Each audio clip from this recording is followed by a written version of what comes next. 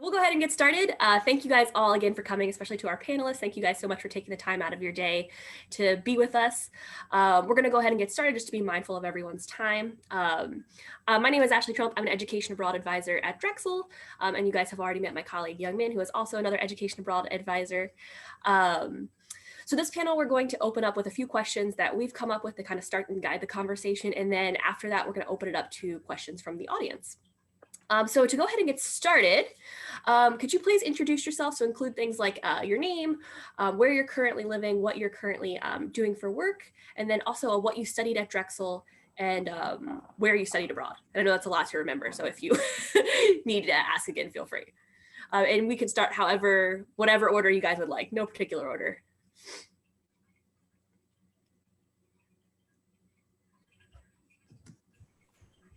I'll start. My name is Darian. I studied at Drexel and graduated in 2019. I currently live in Philadelphia and I'm working for a sustainable design firm in Manhattan. I studied environmental engineering at Drexel and I was able to study abroad twice, once in Madrid, Spain, and once in Hong Kong. Hey, Darian, good to see you. I'll pick up next. Hi, everyone. My name is Manny. I'm currently based in DC, graduated in 2017. I've been here for 3 years. I'm a senior consultant at IBM, working with technology and strategy.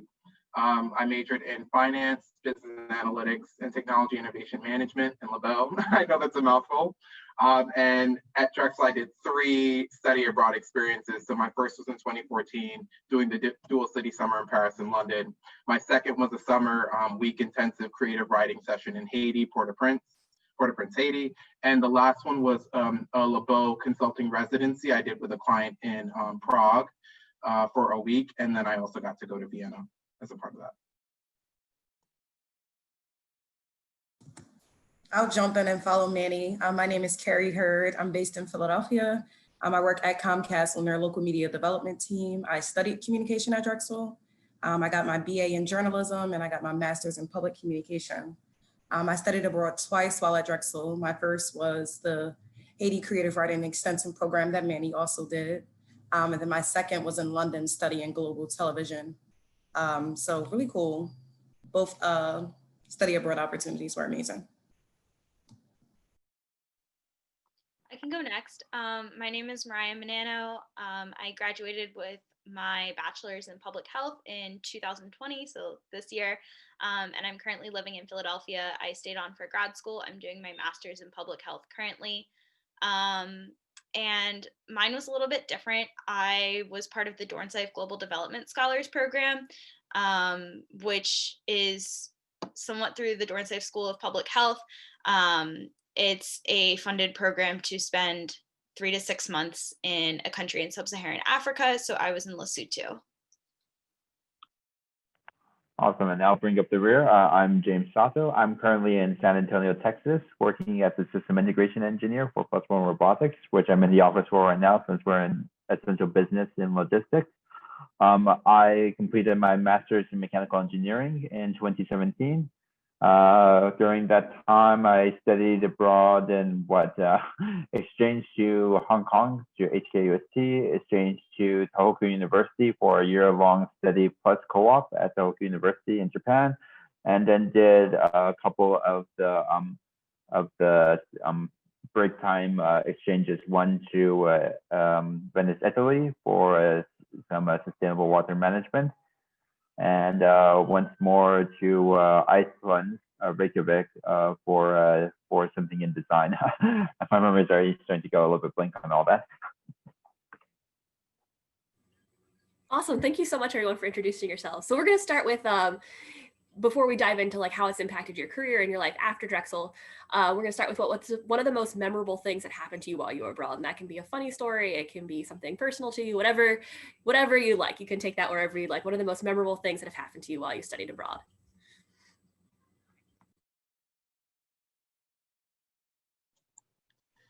I'll start again. Anyone? Okay, awesome, Darian. I'll let you take the first.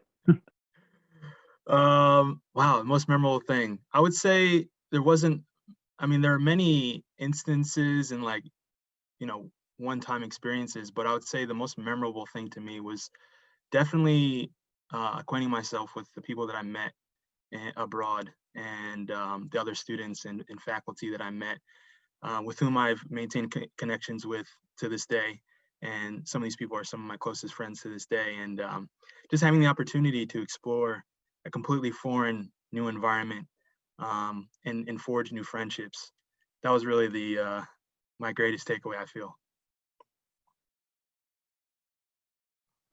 Yeah, I totally agree with you, Darian. And all the people that we meet, it makes the world a smaller place for all of us, and it makes everything we hear on the news personal, because we know that it's affecting someone that we know personally.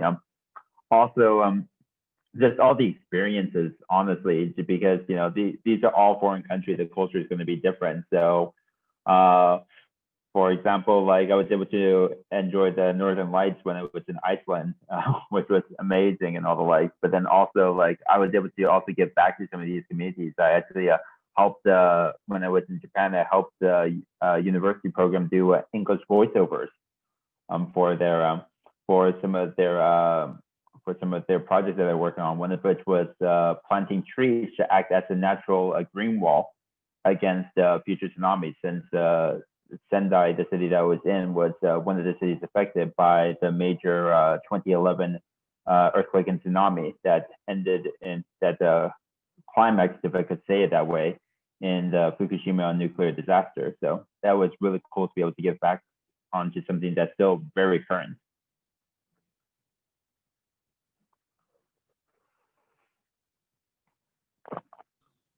I can go next.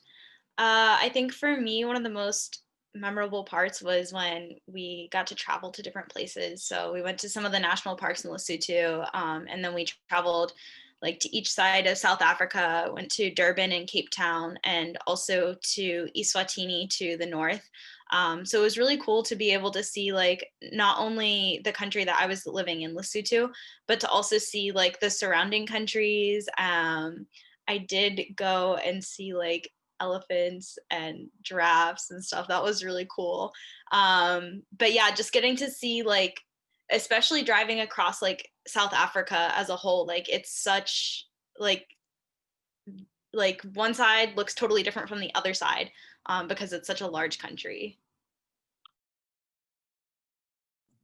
I'll jump in. I have like two separate memories for like each country that I went to. Like for Haiti, bonding with the children at Love Orphanage was like the most memorable thing for me. We got to like get to know them personally, and that was my first time out of the country as well. So I was new to like the language barrier and trying to figure out ways to like interact with people who don't speak English. So I just remember playing like monkey in the middle with the kids, and even letting them like play different games on my smartphone. And I just feel like that's something I'll never forget. As far as London though, I was studying global television there. So just being able to visit like different news outlets. We stopped at NBC in London. We went to ITV, we went to BBC, which I'll never forget. BBC was like the largest newsroom I've ever been in.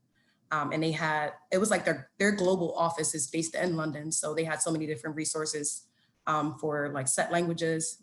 Each country had like its own corner within the studios. It was just like really amazing to be able to see how news functions in other countries as well. And I'll finish up here. My most memorable experience, in addition to everything everyone else has said, with the network and things like that, was in Paris, and it was their Bastille Day, so the national day, and so it was like 500,000 people gathered around the Eiffel Tower, just chilling on the lawn with our wine, our baguettes, our beer, and my friends, and an aerialist. Dancing around the Eiffel Tower in the sky while it was lighting up. It was magical. Loved it. That's awesome. Thank you guys for sharing those memories. Those are great. So we'll go ahead and dive into some of the ways that your international experiences have impacted you post-graduation, how they've impacted your life so far. So my first question, how did study abroad or your experiences abroad help you in the job market while you were searching for jobs or grad school? You can take that either direction. I'll go ahead and start. I remember when I was applying for positions post-graduation, and I had my study abroad experiences listed on my resume. I feel like I spent the most time on those, like more than I did like my actual experience as far as like describing talking about the experience, you know, how it felt, what I learned. It took up like a large portion of my job interview. I studied abroad and I also took like a community-based learning course. And those were like the two most discussed things. Like people weren't, I won't say they weren't interested in like my Comcast experience, but they were more so like flocking to like, how was it to study abroad? And like, what do you feel like you learned from that about the journalism industry? So it was really cool to just have that as a, I don't want to say a tangent because it's definitely related to the work that I do, but just like something I could really like tell a story about, and just to have some, like have the employers be so excited to hear about it as well. Oh yeah, I definitely have to second that, Carrie. For me as an engineer, it had a major effect on my career as a whole. The life skills that I developed while studying abroad, being able to work in foreign countries and foreign lands, being able to be very agile, being able to be very comfortable to say, hey, I'm just going to pack my bags, I'm going to fly out tomorrow because the client needs us out halfway across the country. Even during this time period, you know, having those life skills, you know, dramatically affected how employers dealt with me, you know, so it made me more valuable to them because they know that they have one guy whose bag is always packed that can answer the call when they need them. So yeah, it definitely has a major effect, even if you're not in the field that seems to be very mobile, like engineering. It definitely has an effect. I'll piggyback off of that one because that's exactly why I got into consulting, the opportunity to do that as well. And as Carrie said, that's what my employees wanted to know about. And I think it showed, you know, that I'm flexible, I'm adaptable, I'm able to be placed in challenging situations. So that helped me. Yeah, piggybacking off that as well. I found that I had pretty similar experiences throughout all my interviews. My abroad experiences are the first talking points usually. Actually, for my current position, my hiring manager had been to Singapore, which I did a co-op in Singapore. So we spent like 30 minutes over half the interview talking about Singapore. And yeah, you know, just having the ability to adjust and adapt to foreign environments and figuring things out. And especially as an engineer, you know, it's very important that we are able to communicate our ideas coherently. And communication was one of my largest takeaways from studying abroad, being in a foreign country where you might not necessarily understand the language, but you have to get an idea or a thought across, and you have to figure out how to do that in the best way possible. So that was a really powerful takeaway, and I was able to apply that directly into what I do today in my career. And for me, I kind of came to Drexel knowing that I was interested in public health, specifically global health. So when I had the opportunity to go to Lesotho with DGDS, I took it. And that experience has opened so many different doors for me. It was a really big growing experience for me, learning how to like navigate in a different environment independently, learning how to like get around different ways. That was really like a really big like learning curve for me. So when I came back to the US, I already had this like great experience on my resume because while I was there, I was working with a non-government organization, and basically designed my own with my research partner, designed my own project looking at like the burden of diarrheal disease and El Nino drought. So we were able to present that research, and it really gave me a jump start to my resume. It allowed me to get in at the Philadelphia Department of Public Health and then do a co-op abroad in Cambodia, working at a clinic. So I would say like this is like the thing that really like jump started my career.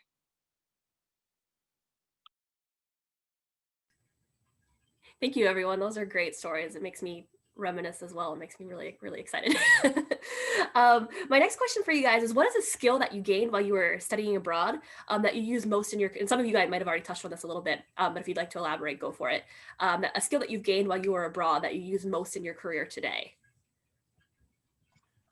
I'll start because I think I sort of alluded to it too. And I would say in one word, it would be perseverance. For example, when I was studying in France, and I would practice speaking in French. And the people and French people, they'd be like, no, English, like it's not good French, like don't.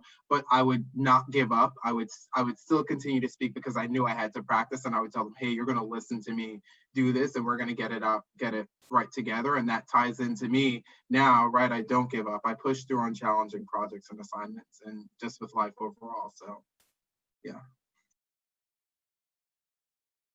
I'm going to follow you up with that, Emmanuel. Going off, it's kind of like what you said. It's honestly, I think the biggest skill I took away from studying abroad was simply not being afraid to try, if that makes sense, right? It's just kind of like what you said, Emmanuel, with learning the language. Just you know, the world is a big place, and it does make us feel smaller many times. And you know, there are the cultural differences almost in the way gives us an excuse to be the foreigner, right? To be the outsider, to be the one learning things. So it honestly, I feel like it gave me the guts to accept that mistakes are okay in these ways, and that, you know, and it's only through making these mistakes that we're able to, you know, reassess ourselves and figure out how we can improve ourselves. And the immersion learning especially really gave us all, I believe, a great chance to really, you know, break through that barrier that I think a lot of us have in university, which is just, you know, we are so used to studying and preparing for things that, you know, all of a sudden when we're in a new circumstance where we had no preparation for whatsoever, you know, these experiences allowed us to break out of that shell and say, oh, okay, it's okay to make these mistakes. We're learning, you know, and we're going to be able to improve upon it by making these mistakes. I'm going to bounce off of that and say the thing that I gained most was flexibility, like the ability to just like be on your toes all the time, and be totally okay if things don't work out the way that you originally planned. Be super open to whatever comes. That was definitely something that I had to learn.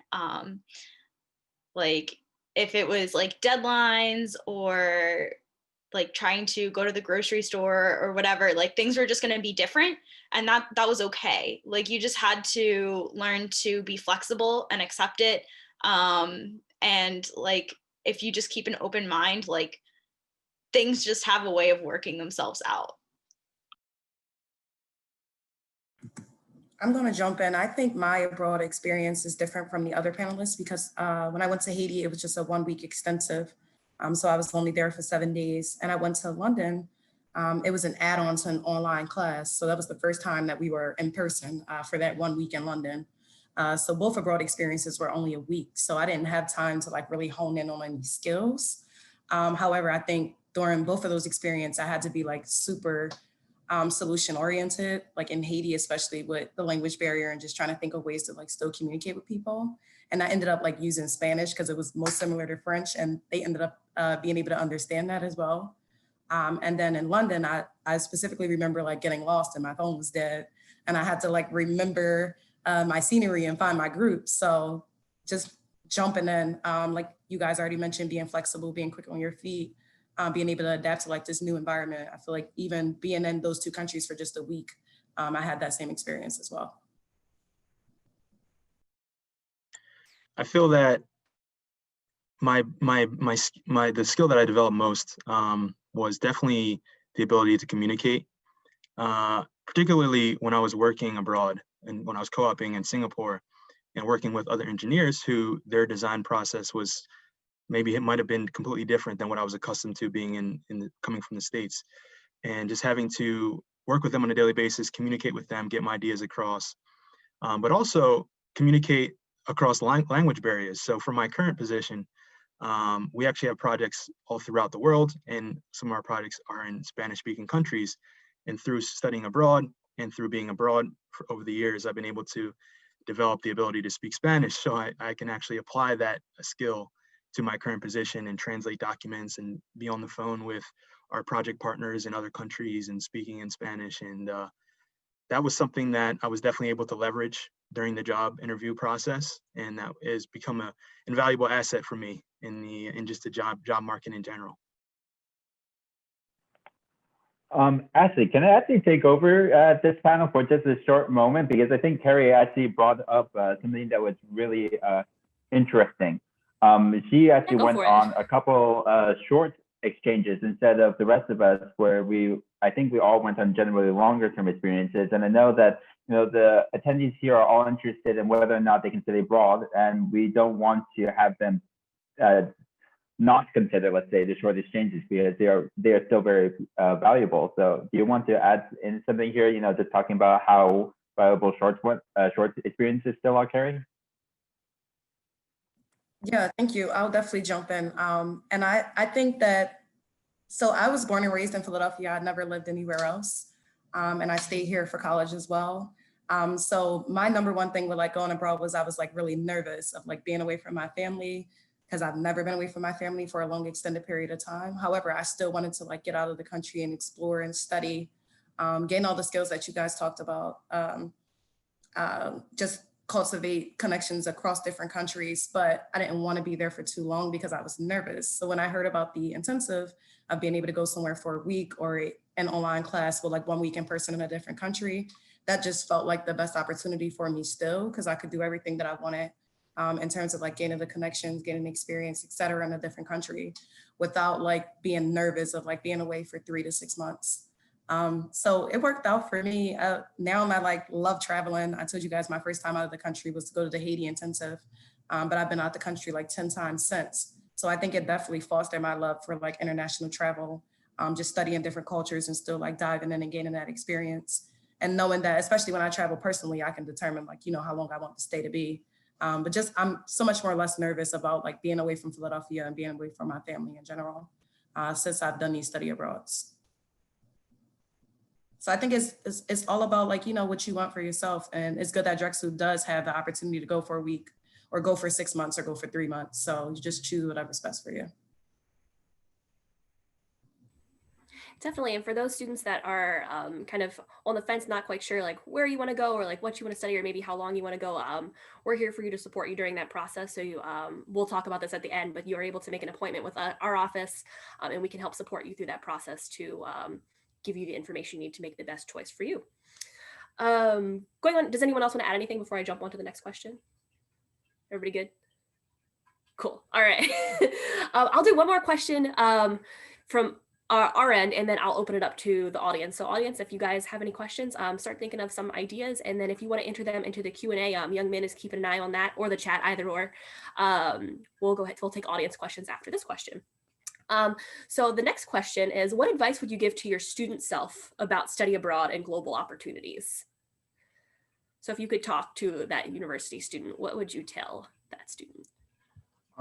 Looking back in hindsight, I wish that I did a little bit more research prior to going abroad in Paris, because I lived on the outskirts of Paris in Bagneux. So that was like a 30-minute or 20 to 30-minute train outside the city, and that really hindered my experience to take advantage of things, because the train system closed and things like that at certain times. So I had to be back there. So that's one thing I wish I did, because that would have I would have looked for Airbnb or something to make sure that I was living in the city, that I got to really experience it.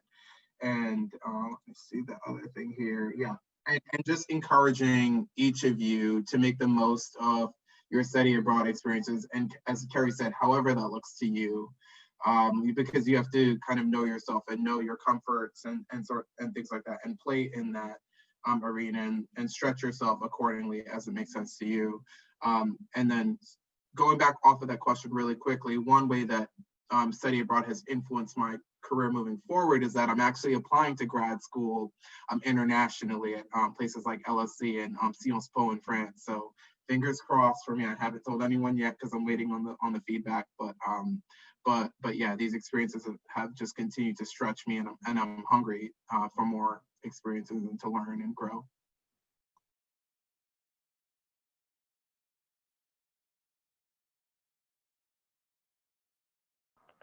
Ooh. I mean, it's really hard for me to think about what I would tell myself about study abroad, to be quite honest, because I feel that I was quite invested in the study abroad program when I was at Drexel, because I was very lucky to join on for my second year, for my first exchange. But maybe just general advice I'll give to like any students that are in Drexel. if I could say that way, is go ahead and do study abroad as soon as you possibly can. And when I say that, I mean that reasonably, of course. Right now, COVID makes it a little bit difficult for us to leave the country at the moment. But yeah, definitely do it sooner than later, because, once you catch the bug, you just want to keep on doing it. I couldn't have studied abroad as many times as I did if it wasn't for me starting early. Apart from that, if you guys are shutterbugs, I really recommend getting yourself a standalone camera, because your phone's batteries will die in foreign countries very, very, very quickly. And, keep a watch on you because time differences are a thing.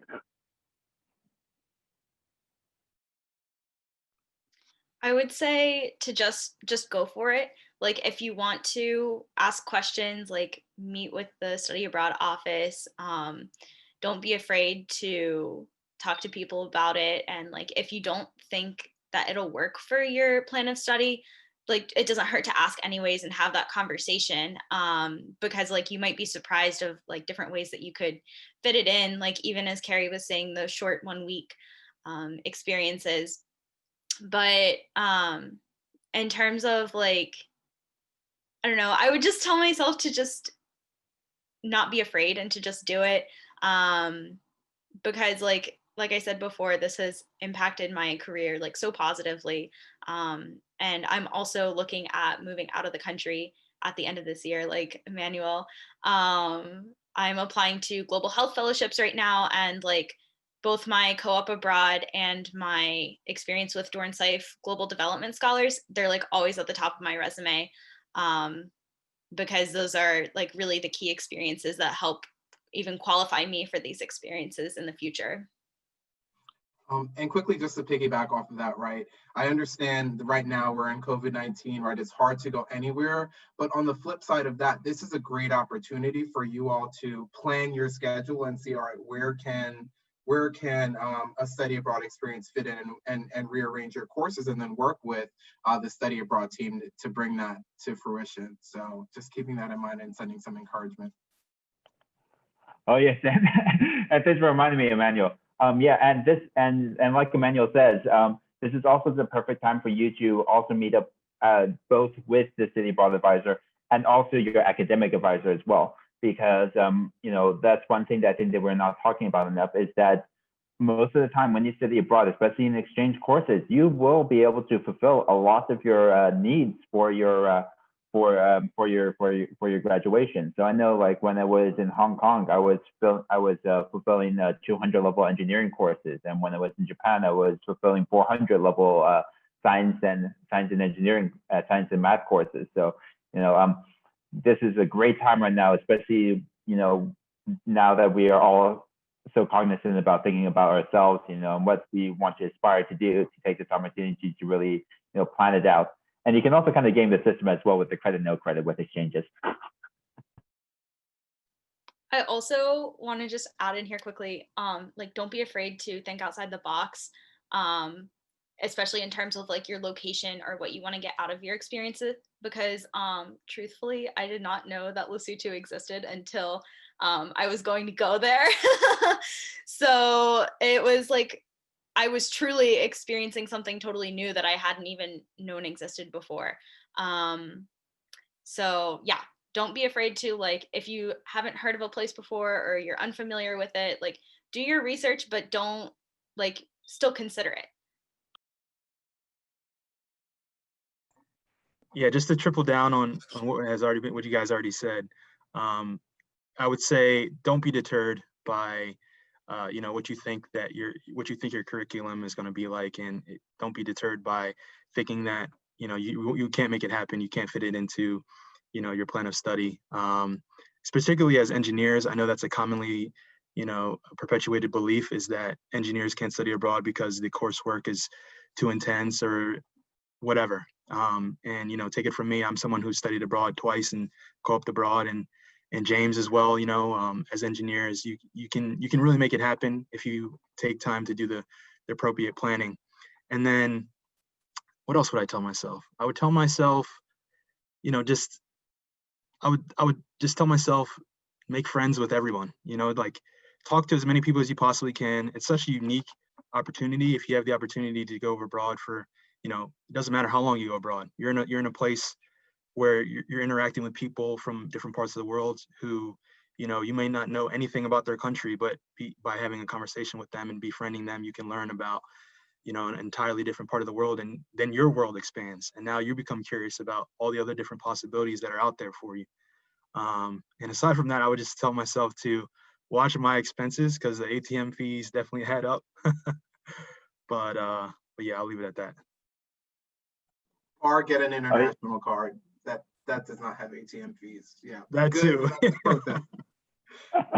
We can get into all the nitty-gritty ways of how we're going to game ATM fees. I know that right now Charles Schwab is like getting rid of their foreign exchange fees. So if you open up a bank account with them, you can like get like basically free foreign exchange in foreign countries. Yeah. Also, thank you for making the point, Darian. Just the friends that you make in city abroad are, in my point of view, some of the best friends you can ever make, because once you catch the bug of traveling, you know, you find that when we all end up working in our workplaces, we all find that we have these amazing experiences that our coworkers were not able to enjoy. And we realized then that it's only through the friends that we made while sitting abroad that we were able to share these experiences in a way that is truly understood. So yeah, I really want to double down on the point that Darren made about making friends while abroad. They are some of the best friends that you'll ever make in your life. And I stay in touch with them, just like Darian said, with his friends, you know, even today.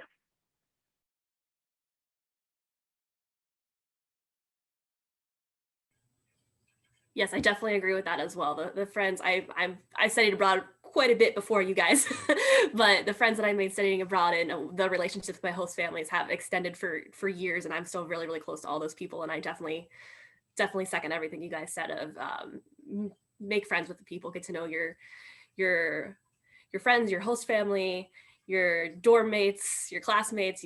It's really some of the best relationships you can make, for sure.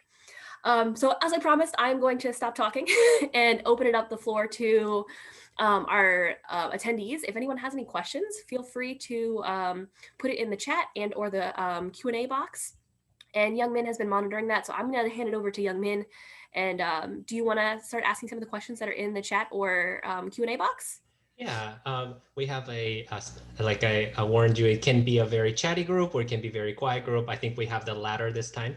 So we're not getting as many yet, but I am going to give all the attendees some time to think of a good one. Maybe see if you can even stump one of our panelists. I don't know. But while we give them a little bit of time to think about questions, I had some questions for you as well. Just thinking of well, just an easier one that a lot of people do worry about languages, thinking, oh my gosh, I don't speak French. How am I going to study abroad in France? Or I have very like 5th grade level Spanish. How am I going to survive in Spain? What would you say to the students about their fear of going to a place that doesn't speak English as a primary language? I would say that there's always ways that you can pick up a language. So like, for example, when I was in Cambodia, like there were some people that spoke English, but definitely most people spoke Khmer. And there were like language classes at a cafe that you could go to on Sundays, and they were free. So you could like learn to like pick up at least a little bit of Khmer, so that you could like know the basics, how to get around, like say thank you, please, order at a restaurant, things like that. And then like usually in other places, like there will always be somebody who's willing to teach you. Like somebody, especially if you like pay them, somebody will always want to teach you if you're offering like and there's usually like some sort of like institute set up. So like even in Cambodia, so Cambodia was a French colony, so there was like the like French Institute where you could go and like take French classes as well. So look around, look at the resources in your host community. Yeah, definitely. Mariah made many great points about the availability of language studies.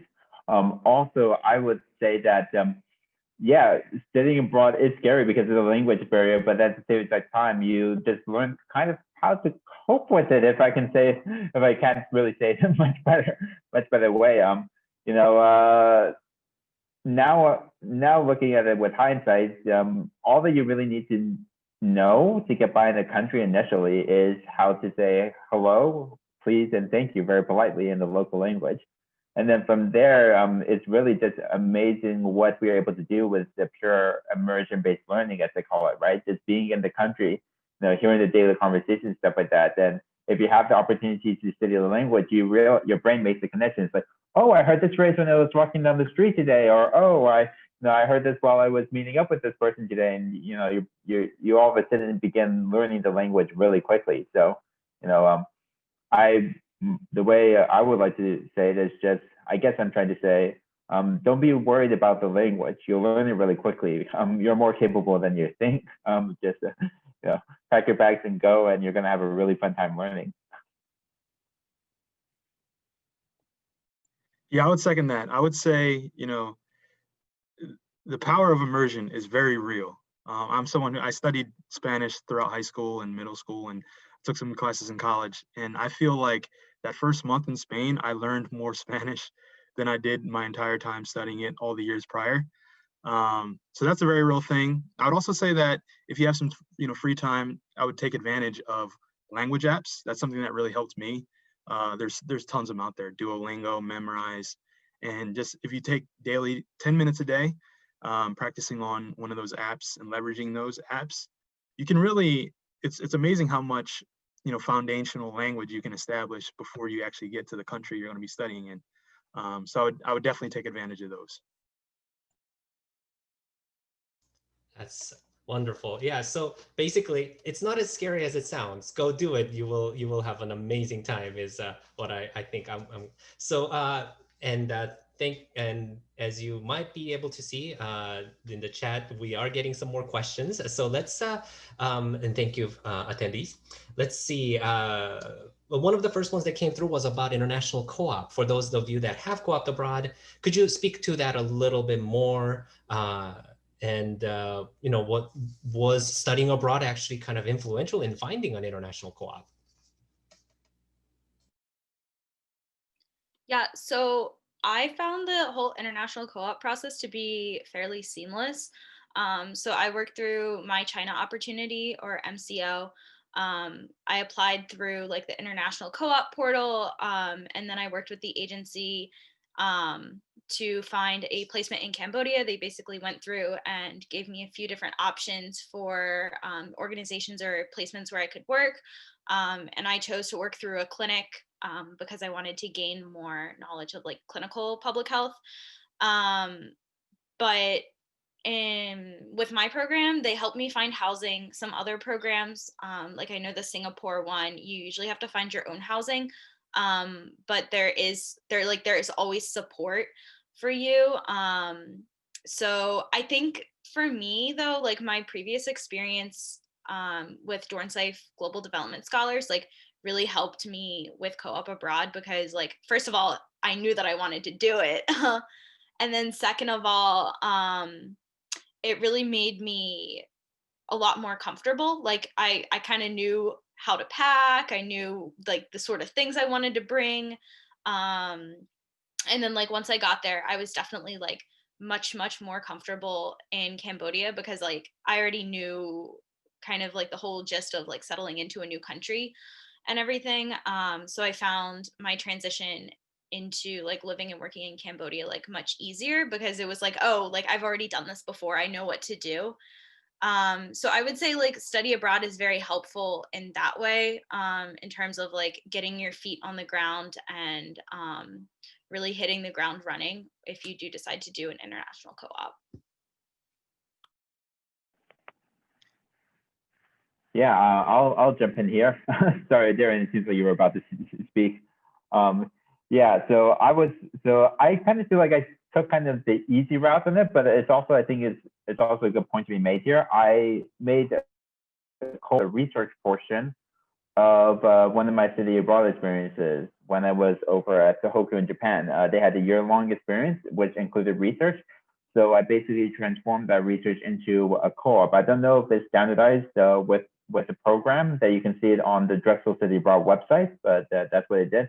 And what's really amazing about that is that there are grants out there that the university has, particularly in the City Abroad office. So if you want to do research or other things abroad, they can actually provide you a grant to help you fund that. And that can go to things like paying for the airplane ticket, to paying rent, to paying your daily expenses, depending on how your program is laid out. So yeah, don't be scared to look into research and volunteer work as your co-op abroad experience, alongside the traditional finding a job in a foreign country, which both the City Abroad and the co-op departments are both very supportive of.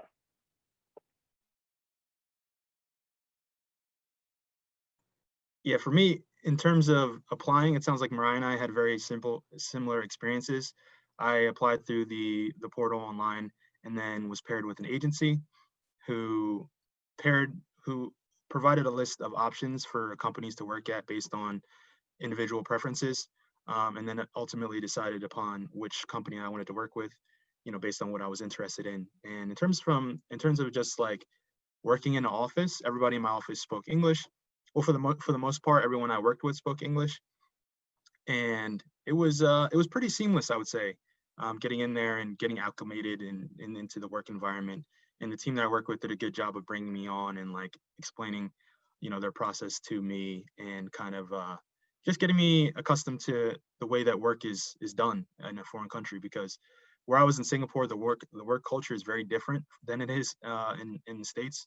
And I know that goes for the same in other countries. In Spain, the work culture is very different.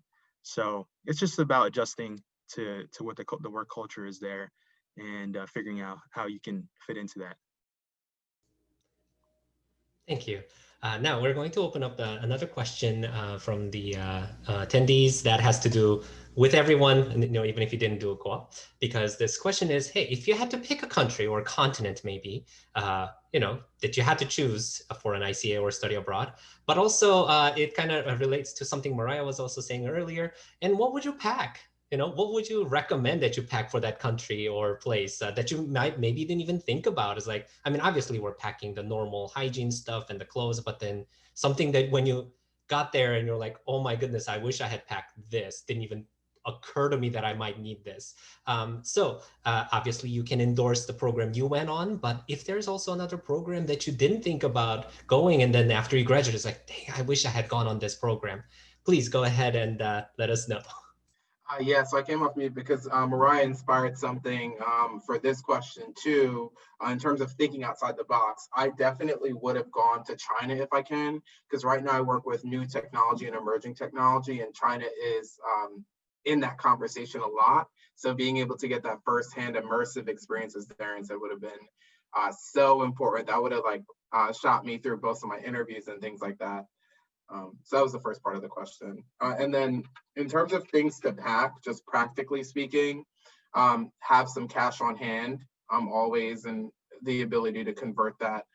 Have copies of your passport and crucial documents just in case you need them, and always have like a little that to-go bag just in case so things happen. I'll jump in and plug one of the programs I went on, because this was something I never would have thought about when I went to London. The outlets are different than the outlets in the US. So we had to buy adapters to be able to charge everything. So if I didn't talk to other people about that, I would have completely missed that. And my laptop would have been dead, my phone would have been dead, literally all of my electronics would have been dead. So just having conversations with people, I think, is one. But then also, I don't know, maybe you could Google things you wouldn't think to pack when going to this country, and it'll be a list or something. But yeah, that was one thing I would not have thought about at all.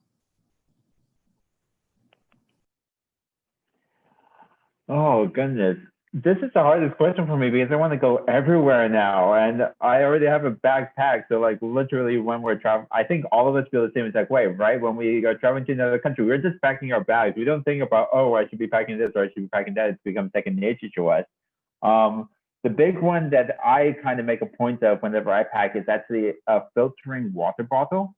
it just gives us the flexibility with getting access to water, which might seem like a trivial thing, especially since the majority of the world are modernizing really well. But the water standards are different in different countries, so your body might just not take to the tap water that well, even if it's considered very drinkable. So that's one thing that I always make a point of pack. As for countries to go to or where to study, honestly, I recommend if you really don't know where you want to go, just go to the Study Abroad webpage and look through the list and actually research the countries. Learn about the world's a small place and every country is really interesting and have something that you can learn from them. So take the time. If you are a little bit hesitant, look through the programs. If you want to make it a little bit easier for yourself, maybe consider that you want to filter it by what degree or what college that the experiences are tailored for, and then just research the individual countries, and who knows, you might find a new country that you didn't consider in the past for a study abroad experience. Yeah, I'm gonna say, again, I'm gonna plug thinking outside of the box, and second off what James was saying. I am always encouraging people to explore new places. I think a lot of times people just think oh, I can go to Europe, I can go to Australia, but I know Drexel also has some experiences in Asia and South America, so definitely think about those, because I always think it's really important to experience a culture that's so different, and a different way of thinking that's so different from what we would think in the Western world. I think it's really important in becoming a good global citizen. And then in terms of what to pack, so I swear by space bags. I always pack all of my stuff in space bags, because that way you can take less luggage, but you can make sure that you have everything. So definitely invest. And I also, one of my favorite things that I always take with me, I have this little thing that I got off of Amazon. It's like washing clothes soap, but they're in little sheets. So for me, that's become so important, because there's been so many times where I had to hand wash clothes, and just having that on me was really helpful. So that's my little tip. I would say, first of all, in terms of packing, this might seem like an obvious one, but do your research and make sure you know the climate of the country that you're going to, and make sure you pack your clothes appropriately, because that definitely happened to me. I might not have done as much research as I should have when I was going to Singapore, and didn't realize how hot it would be there. So that's definitely the one that came first to mind. And then going back to the question about not knowing necessarily where you want to, if you don't know where you want to study abroad, that actually happened to me. So for the country that I would want to go to, it would definitely be Japan. I was actually taking a look at the program in Tohoku University, James, but and going back to planning for your study abroad program, this is something to consider, is language requirements. I was not aware that at the time, I wasn't aware that Tohoku had, I believe it was a Japanese 103 language requirement, and I wasn't able to fit it into my plan of study due to being already taking Spanish classes. And so from that point, I knew that I wanted to study abroad again after having gone to Spain. And so I started to explore, and that's how I came upon the program at HKUST in Hong Kong, which ultimately ended up, working out for the best, and had an amazing experience there. But for the country that I would want to go to, it would definitely be Japan. I've always wanted to go and live there. I was able to actually visit there when I was studying in Hong Kong, and had an amazing time with some friends. So I would definitely want to go back and do a program there if I could. I'll just jump in and say, everyone mentioned doing research on the programs that you're interested in. You can definitely check out our website. The other thing I would suggest is come talk to us. We love talking to students, and feel free to email our office. And if there's a couple programs that you're kind of you read all the information and you're not quite sure, come talk to us to try to get more details, and we can definitely give you more information to help you narrow down your options and to find the best fit for you. Yeah, and Darian, you might be sad to hear that Tohoku is now Japanese 101 is the requirement. We've lowered it since you. I was just about to jump in with it, actually. Yeah, Darian, right when I was finishing up, actually they were consulting with me with what the language requirements were. So actually, sadly, you just kind of just missed the wave on that one. Yeah, we moved it down to 101 since they teach you Japanese in that program. You guys taking alumni applicants? That'd be great, actually. That's actually an interesting segue to one of the questions that came through was kind of talking about what your application process for studying abroad was. Was it difficult? You know, was it hard? What were some of the requirements that kind of you didn't even think about other than some of the general requirements? And one of the students actually, one of the attendees actually even asked, how do you stand out if it's a competitive program? You know, that's an interesting inside tip of, because there are some programs that are not as competitive to get in, but there are some programs where, you know, we only have so many spots, but have way too many applicants. How do you stand out? So tell us a little bit about, I'm okay with you telling us that, you know, we as educational abroad advisors did an amazing job. I'm okay with that because, but anyway, please tell us. Yeah, so I think one, in terms of the requirements, I think that's where Ashley was talking about. It's great to talk to them to figure out that piece, but also the requirements were listed on the study abroad page. So it was pretty neatly laid out. I had an idea of what I needed to do, and then I connected with the study abroad office just to make sure I was hitting all that buckets and not missing anything. And then in terms of standing out, I pretty much did the same thing. Like I listed my reasons for why I wanted to do this program. I ran them by one or two, like my academic advisor or something like that. And then I also went to the study abroad office to say like, hey, are there any other pieces that I should touch upon? So they're a great resource to kind of leverage as you're crafting your application. Yeah, and just like Emmanuel said, planning is everything. That being said, I am so proud of the Drexel Study Abroad program for making the application process so organized. Like I actually check in with the website pretty regularly, actually, because I'm still so invested in the Study Abroad program at Drexel, because I believe it is one of the best programs in the country by far.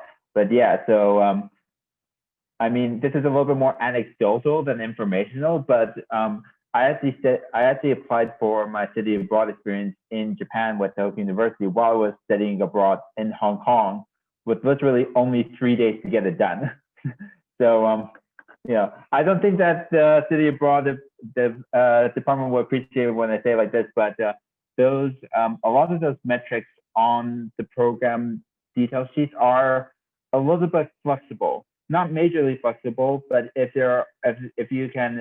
you have an explanation for why certain things might not match up with their requirements in a very level-headed and complete way, then there are ways for you to actually work around some of the requirements. Not saying that you should count on it, but definitely saying that it is very important for you to go in to meet with these advisors and really discuss the program, because there are many ways to get into the program. As for applying and really standing out, the key to it, I find, is just being yourself honestly.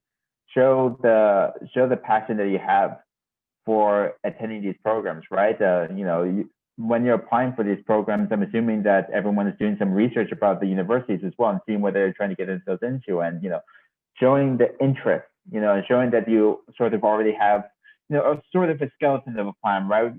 This is a different country, you can't account for everything, but showing that, hey, I really want to do this while I'm here, and showing the pure passion that's individual to yourself really goes a long way to having these programs decide, hey, this is the right person to pursue this program. We should make them one of our own and the like. Thank you. Well, looks like we're about 5 minutes from the hour. We want to be respectful of everyone's time. And a couple of questions that came through that are more technical, please, if you're an attendee and have some of the more technical questions, like the last one that just came through was, can a freshman apply? And the answer is yes. There are actually freshman-specific ICAs even available. A sophomore year is a great time to go, and also the things like that. So I would like to focus. Go ahead, yes, Mariah, please. Yeah. So Freshmen can also apply for Dornsife Global Development Scholars. Yes. That is a completely separate application process from study abroad. I'm not sure if it's open or when the application process is for this year, but I went during my freshman summer, and that's what I did for that summer. So I definitely recommend that freshmen apply to that. That's also open for co-op abroad as well. And again, that's 3 or 6 months. So definitely keep an eye out for that and just be aware that it is a separate application process than study abroad.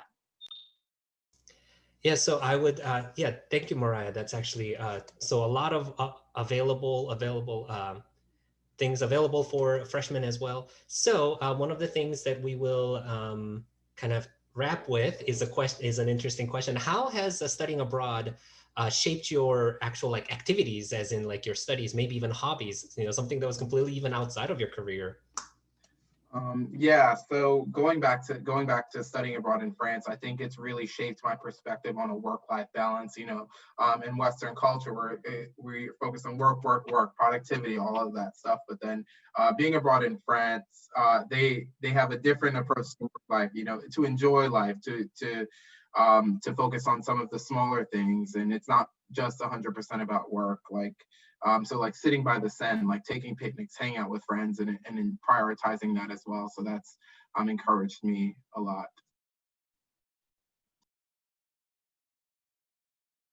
For me, a lot of the things that I do on a daily basis now are things that I developed or picked up from being abroad, in terms of language study. You know, I've gotten my Spanish to conversational level, I'll say, and I'm getting prepared to take the Delhi Spanish certification exam this upcoming year. But also I've picked up Japanese, so I've been practicing that and set a goal for myself to learn a new language, you know, one language every 4 or 5 years or so, and really work towards getting that to a high level before I move on to the next one. And yeah, I don't know if I mentioned this already, but yoga is something that I practice I try to practice pretty regularly, and it's something that I had never done before prior to going abroad and meeting a friend who was a yoga instructor over there. So yeah, I would say those are the main things. There are also some smaller things. When I was abroad, I really recommitted to one of the things I love to do is draw. So I really recommitted to drawing on a daily basis, and that's really become a huge part of my life now. So I think just being abroad, it's such a great time to develop new interests and hobbies and skills, because you're in a new environment, and it's like, why not try doing this or that? And I always, something that I truly believe is like, if you don't have something that you're particularly passionate about, just try a bunch of different things, and you might fall in love with something that you never thought would be an interest of yours. So those are the main things for me. Yeah, I would say I've definitely become a much more adventurous eater. I've been exploring so many different different kinds of restaurants, especially like West Philly has a lot of them. So if you need restaurant recommendations, let me know. But I also will agree, like I definitely learned a lot about like self-care. Whenever I'm abroad, I'll always buy books beforehand that I'm like really excited about reading, and like use that time for like some personal development. I also I'll always get like a journal, and I'll make it a point to write every single night, because I find like that's super grounding for me. And it's just like some sort of consistency, even if everything seems out of whack for a bit. And also, yeah, same thing with the yoga. And also when I was in Cambodia, I like bought a bicycle to get around the city. So that got me like back into like riding bikes and learning how to like bike in a city and stuff. So yeah, use the time to explore new things.